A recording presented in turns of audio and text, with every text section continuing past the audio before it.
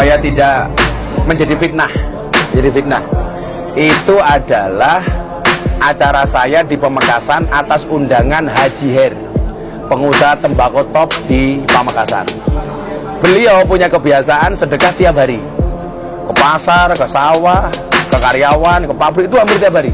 Bahkan beliau membangun rumah sederhana untuk orang miskin itu 1000 unit lebih. Kebetulan kemarin saya diundang, pas jatah bagi-bagi duit, saya diminta oleh Haji Her untuk ikut membagi duit. Masa saya tolak? Kan minimal saya dapat pahalanya, ikut bagi-bagi. Nah, itu nggak ada kaitannya dengan apapun. Tapi karena Haji Her minta saya bagi-bagi duit itu uangnya Haji Her, maka saya mau. Nah, ada yang tanya, Gus, itu kok ada kaosnya Pak Prabowo di belakangnya dan lain sebagainya. Silakan nanya yang memvideo dan yang membawa kaos, maksudnya apa? Yang jelas yang perlu saya klarifikasi, saya bukan TKN, Gus, saya ini bukan tim kampanye, Gus, bukan sama sekali. Saya tidak ada tertulis sebagai TKN. Kemudian yang kedua, kalau money politik pusat terang-terangan kok goblok men. Kalau money politik biasanya apa? Ya sembunyi-sembunyi. A few moments later. Makan gorengan di kota Madura, harinya tidak bersolawat Prabowo Gibran untuk Indonesia. Tak tambahi $300, berarti genep selawe juta ya. Oh suge kayak ini Pak Prabowo ya suge.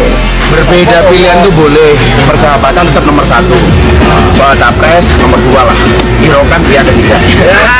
Menyalakan angin dari mana saja ya. Jadi saya bertanya Ya Mas Inung yo, biasa-biasa mama duit ke partainya yo rapopo. Kula niku lak capres telu-telune kenal kabeh. Mas Prabowo, Mas Anies, Mas Ganjar. Ning delah jenenge pemilu lak kudu milih, wong jenenge demokrasi. Lah entuk tak coblos telu-telune. Ning lak dicoblos kabeh malah ora sah.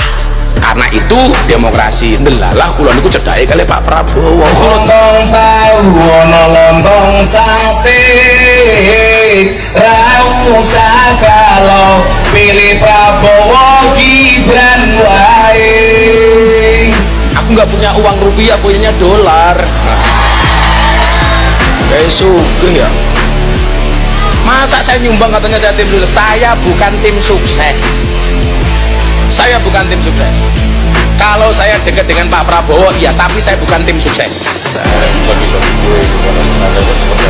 Mana saya nggak tahu sama sekali. Tunjukkan kepada saya kalau memang itu arahnya kepada saya, chatting saya atau permintaan saya kepada pesanan yang mengasih uang. Uangnya dari mana? Uangnya dari mana? Gitu.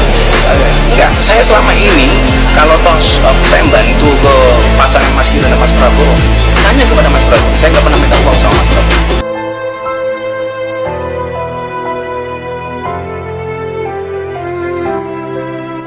Akhirnya Miftah mengklarifikasi bahwa dia bukan TKN dan itu bukan money politik.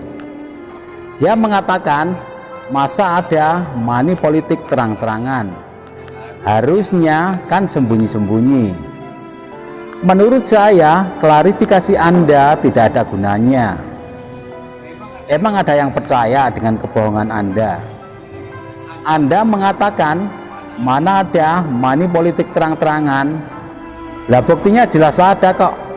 Anda saja yang pura-pura bego. Anda berani terang-terangan karena memang ada backing, jadi nggak bakalan ditangkap. Coba kalau paslon lain yang begitu, pasti ngandang lah. Lagian kenapa pakai klarifikasi segala? Takut nggak punya jamaah ya? Menurut saya itu gampang. Kalau pas ngaji bagi-bagi duit pada jamaah pasti rame. Saya mau buktikan, coba nanti kalau pemilu sudah bubar masih bagi-bagi duit apa enggak. Kalau tetap bagi-bagi duit berarti Anda top. Tapi kalau tidak berarti ada maunya.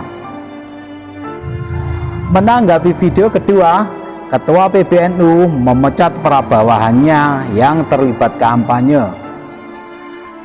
Tapi yang saya heran, kenapa cuma yang ikut 01 yang dipecat? Itu si Nusron Wahid, Khofifah, Habib Lutfi, Erick Thohir, kenapa nggak dipecat sekalian? Kalau begini caranya, bisa bubar NU ini. Anda memecat orang lain, sedangkan Anda sendiri terlibat dalam kampanye 02. Uang sakunya tebal ya Om. Enak ya makan duit rakyat. Ini menjelang ada pilpres, sehingga segala sesuatu sebetulnya sensitif. Nah, saya sendiri tidak menghalangi, karena ya lumayan ada kegiatan. Yang kedua ya memang ada harapan seperti sampaikan Pak Ulil tadi bahwa ini akan memberikan isi yang berbeda, isi alternatif ke ruang percakapan publik supaya tidak hanya diisi oleh kampanye saja. Ya. Cuma resikonya ya tetap tinggi. Ya. Resikonya tetap tinggi. Ya, apalagi itu saya lihat ada pembicaranya Syafiq Ali segala macam. Itu kan itu tim pemenangan itu. Ya, bahaya itu. Harus saya tegaskan di sini, Syafiq Ali ini sekarang sedang dicutikan secara paksa dari PBNU. Sehingga apapun yang dia katakan sama sekali tidak mewakili PBNU. Dan saya akan awasi dengan seksama. Ya, kalau ada artikulasi-artikulasi dari kegiatan ini yang dengan cara apapun bisa ditafsirkan menguntungkan atau merugikan salah satu kompetitor, ini harus diselidiki. Ini lihat aja, ini bias Syafiq Ali ada di situ, itu harus dijaga ya.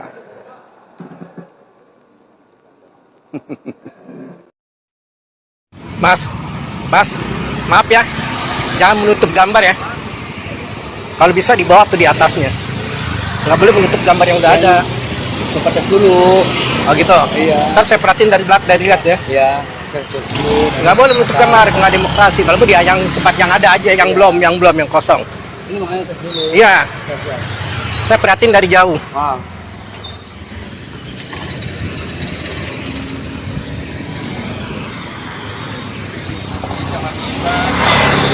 Jangan diban, Bang. Iya. Iya. Jangan diban. Cari yang kosong, Bang. Nah. Ini udah ada izin dari RT nih. Saya udah ada izin dari RT. Saudara udah izin belum? Ini udah ada izin nih dari RT sini. Ya. Saya videoin ini lah. Ya. Saya videoin.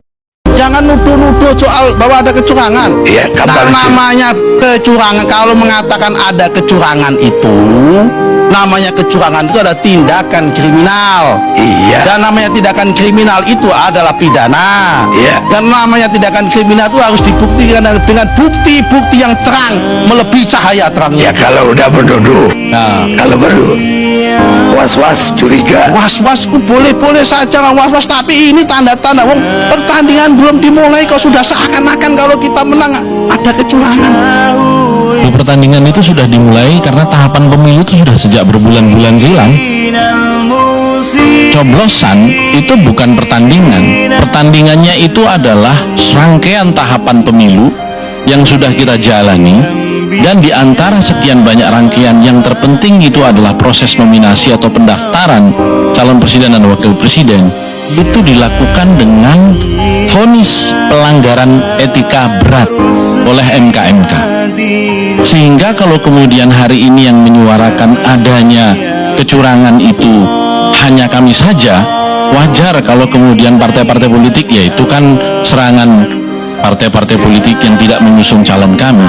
Ini kan yang menyuarakan bukan hanya kami, yang menyuarakan ini adalah para budayawan yang jelas tidak punya motif apapun kecuali demi tegaknya nilai-nilai kebaikan.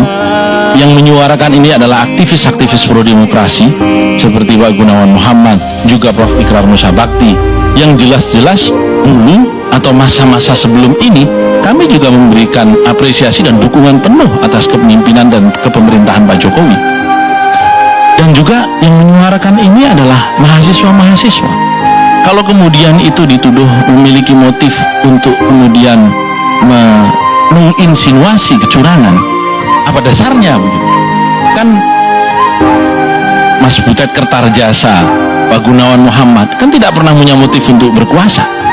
Yang mereka inginkan adalah nilai-nilai kebaikan dan demokrasi yang sudah ditegakkan dengan perjuangan darah, keringat, dan air mata di tahun 98 dulu, itu terus mengalami progres, mengalami kemajuan. Yang hari-hari ini anak haram demokrasi yang berupa money politik itu menghantui semua politisi. Nah, kalau kemudian nilai-nilai otoritarianisme itu kembali, itu akan menjadi hantu yang paling dahsyat. Karena selama 32 tahun Orde Baru berkuasa, kita tahu persis bahwa kecurangan itu sudah ada dan dipraktekkan berpemilu-pemilu. Jadi kalau tadi Bung Nusron juga mengatakan bahwa tolong ajari, ya Bung Nusron tinggal tanya sama senior-seniornya di Golkar. Karena yang melakukan kecurangan sebelum menjadi partai, ya Golkar bersama Orde Baru pada waktu itu. Dan korbannya adalah PDIP dan P3 sebelum ada Pak KP. Karena ini bukan hanya isapan jempol, sudah menjadi bahan kuliah yang viral di beberapa waktu lalu, bahwa dosen ilmu politik di salah satu perguruan tinggi di Amerika Serikat itu bahkan mengatakan, kalau di tempat kita pemilu diketahui hanya beberapa saat setelah coblosan, tapi kalau di Indonesia pemilu diketahui jauh sebelum coblosan. Ini bukan isapan jempol, ini kenyataan dan menjadi parodi, dan itu dipraktekkan untuk menopang tegaknya Orde Baru dengan jalur ABG pada waktu itu. Ini yang saya sebut Golkar, bukan Partai Golkar. Jadi sejarah kecurangan di Indonesia itu berpemilu-pemilu, bukan hanya kali ini. Bahwa kemudian ada bahasa Orde Baru sudah wafat, ya orang-orangnya juga masih hidup semua sampai sekarang. Aktor utamanya sudah wafat, almarhum Pak Harto, tetapi kan anak-anak didiknya masih banyak. Dan ini bereinkarnasi, bermetamorfosis menjadi pejuang-pejuang demokrasi baru yang seolah-olah tidak pernah melakukan kecurangan sebelumnya. Yang saya dengarkan adalah mereka mengatakan, kok negara tintal dewe, kok negara seperti mau dimakan sendiri. Itu yang muncul sekarang di warung-warung kopi, yang itu kita rasakan sebagai ungkapan hati nurani. Apa yang tadi disampaikan Bung Nusron misalnya seperti pemilihan kepala desa, tidak juga banyak kok kepala desa yang juga menominasikan anaknya. Ini bisa dihitung dengan jari. Jadi persoalan kecurangan atau kemudian pelanggaran etika berat yang hari ini kemudian diputuskan melalui vonis MK-MK itu adalah awal dari kecurangan yang muncul, sehingga kemudian seluruh tokoh bangsa ini menyuarakan akan perlunya pengawalan secara serius. Yang berikutnya, fenomena yang muncul setelah Pak Jokowi mengumpulkan 197 PJ kepala daerah di istana, 2 hari kemudian baliho Ganjar Mahfud jalan sendiri di Bali, alias pindah, begitu ya, atau kalau mau dikatakan pencopotan. Tetapi kan diakui oleh PJ Gubernur bahwa ini digeser. Ini politik macam apa begitu. Kemudian yang kedua, hari ini pun kita terima di Kota Batam, beberapa hari yang lalu juga dilakukan pencabutan di Pematang Siantar di siang hari bolong dengan mobil yang tulisannya Satpol PP dan seragam yang digunakan Satpol PP. Jadi kalau hal-hal seperti ini kemudian kita mengatakan tidak ada masalah apa-apa, maka ada yang salah dengan otak kita. Itulah kenapa kemudian tadi malam Mas Ganjar di dalam pidatonya di KPU yang didengarkan seluruh rakyat Indonesia di depan seluruh penyelenggara pemilu baik KPU maupun Bawaslu mengatakan dengan tegas, kita menuju demokrasi yang lebih baik meskipun hari ini demokrasi sedang tidak baik-baik saja. Saya kira itu.